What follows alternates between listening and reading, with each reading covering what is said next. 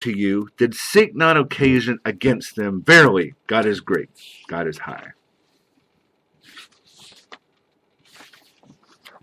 And it goes on to men are the managers of affairs, this, that, and the other.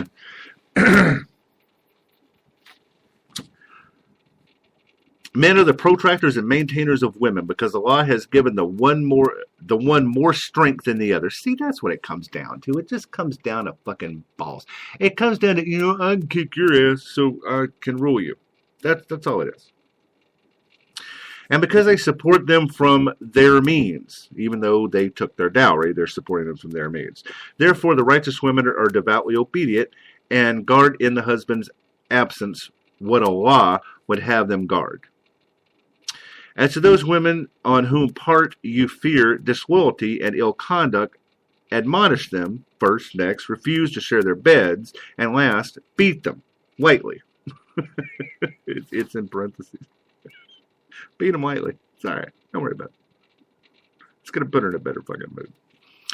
But if they return to obedience, seek not against them the means or annoyance, for Allah is most high, great, above you all.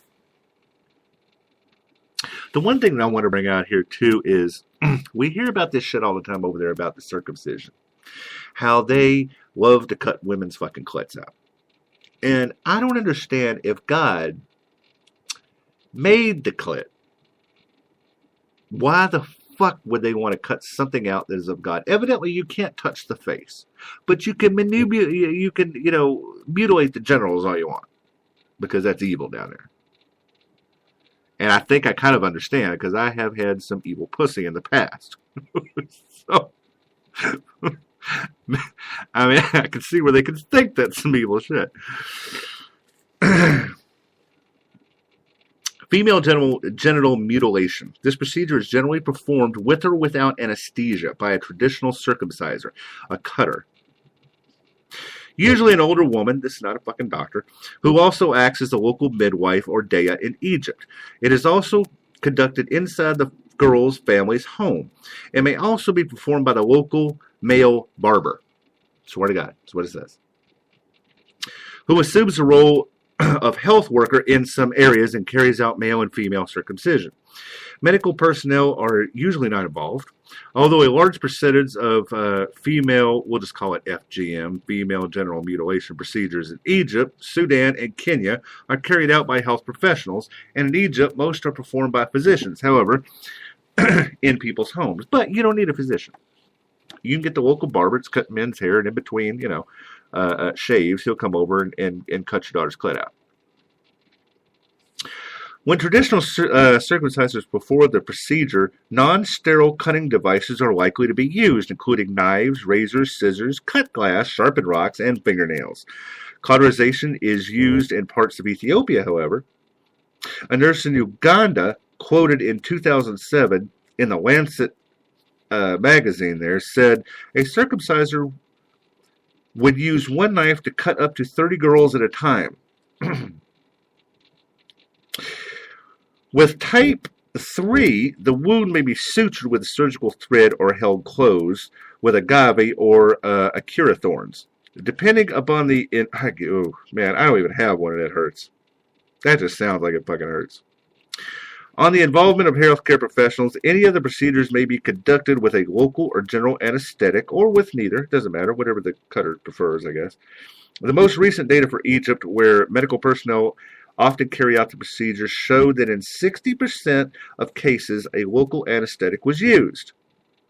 In 30%, a general, and in 25%, none. 2% were missing, or I just guess didn't fucking know. At the age at which female genital mutilation is performed depends on the country and ranges from shortly after birth to teenage years. This variation in ages signals that the practice is not regarded as a rite of passage between adulthood and childhood, or childhood to adulthood. In half the countries for which there is no data, most girls are cut before the age of 5. I can't even imagine. Including over 80% in Eritrea, Ghana, Mali, and Nigeria, the percent is reversed. In Chad, Central Africa, Republic, Egypt, and Somalia, where over 80% of the girls are cut between the ages of 5 and 14. A 1997 survey found that 76% of girls in Yemen were cut within 2 weeks of birth. Wow. Religion of peace. That's what you got there. You fucking pieces of shit. You fucking cocksuckers. Every one of you should be wiped off the face of the fucking earth. Now, I know that sounds a little bit extreme, but let me tell you something. You're not fooling anybody with that fucking shit.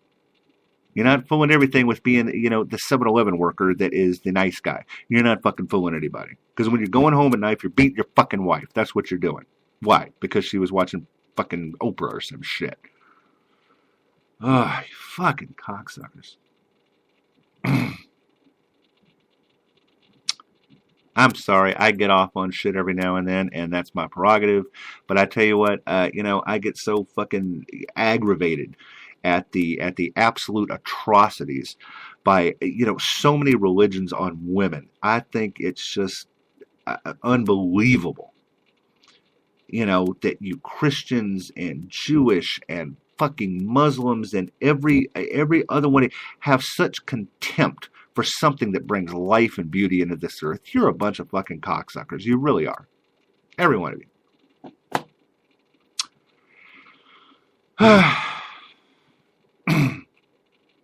I wanted to bring up right quick before we went the timeline of Muhammad's life.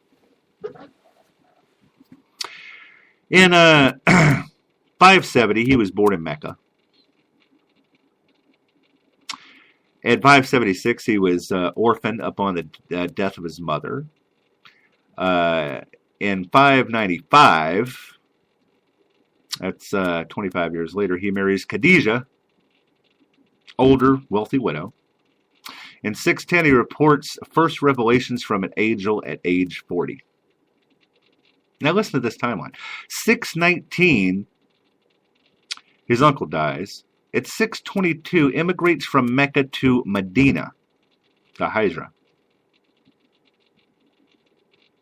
In 623, but when he got his revelation, 13 years later, he ordered raids on Meccan caravans. In the next year, the Battle of Badr, he got a victory over that one. In 624, he had a big busy fucking year. He ordered the assassination of 3 different people, won a bunch of more fucking battles, and then he died at 632. He died at 632, and I find this interesting. He was 62 years old when he died. And from 40 to 62, 22 years, this motherfucker, oh my God, what he did. It's amazing to me.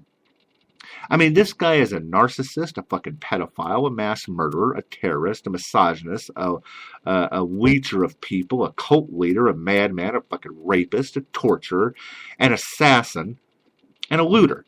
That's all he fucking is. The former Muslim Ali Sina offered $50,000 to anyone who could prove otherwise, that he's not any one of those things, based upon Islamic text. To this day, that reward has gone unclaimed. They can't find it. But praise be Allah. Praise be Muhammad. Yeah.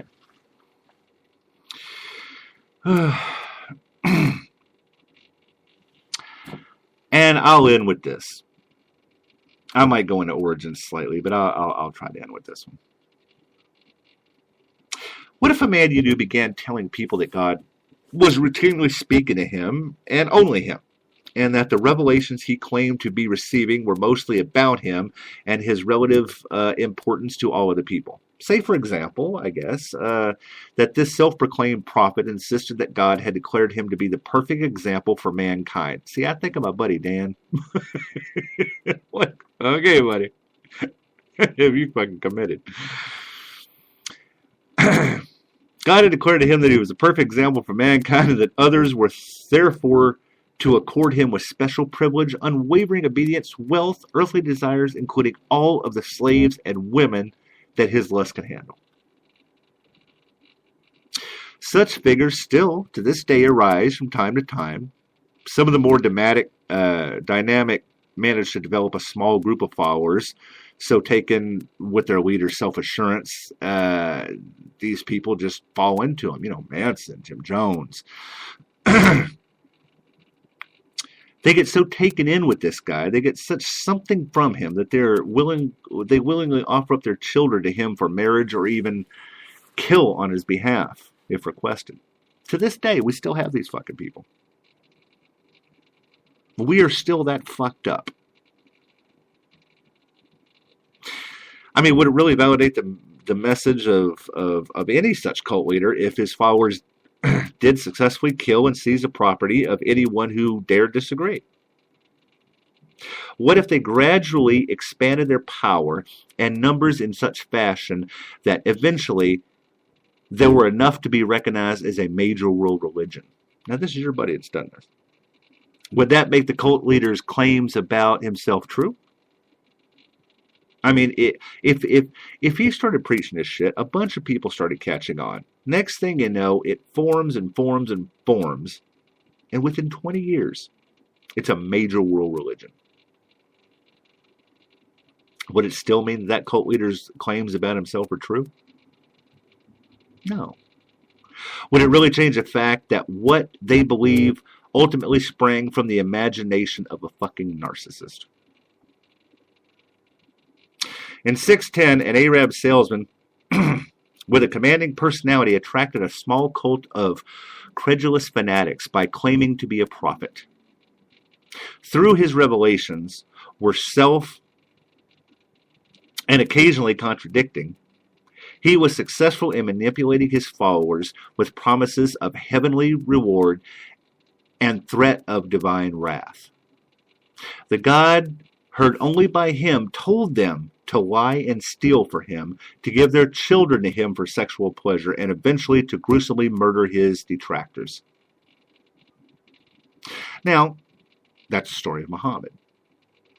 There are two ways to approach a story, however. One is with reverence, and the other is with skepticism. Thinking persons choose the latter. If you have a fucking mind, you choose this doesn't fucking sound right. They are not influenced by the number of Muslim believers in the world today or by the force of belief because they are meaningless for determining truth. They care only about fact. The facts presented here today about the life of Muhammad and the origins of Islam are fully supported by the works of early Muslim biographers upon which all latter historians rely. So I'm not making any of it up.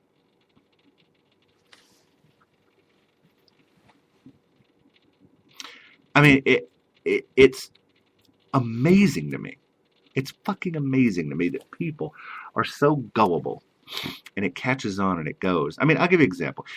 Muhammad's early life in Mecca, and this is according to historical things. Muhammad was born around 570 AD to a widowed mother who just died 6 years later. He grew up poor and orphaned on the margins of society where, which was controlled by tribal chiefs and trading merchants. He worked for his uncle, Abu Talib, as a camel herder. Camel fucker knew it was going to come in there. Although his uncle had some standing in the community, Muhammad himself did not rise above his lowly station until he was 25, when he met and married a wealthy widow, Khadijah, who was 15 years younger than him. Okay, now let's do the math on that. He was 25 when he got married. And he married a woman that was, a child that was 15 years younger than him. That means she was fucking 10. You fucking piece. And they still do this fucking shit today. They still marry their children off. Fucking assholes. At the time, his wife's business not only nurtured Muhammad's natural talents of persuasion, but it also gave the successful salesman an opportunity to travel and acquire knowledge that was not as accessible to the local population. He would later use this to his advantage by incorporating the stories that he had come across into his revelations from Allah, particularly the tales from the earlier religions, Judaism and Christianity. He had a comfortable lifestyle. He did all kind of shit. I mean, and up till then, as far as any kind of historical texts, there was really not much, you know.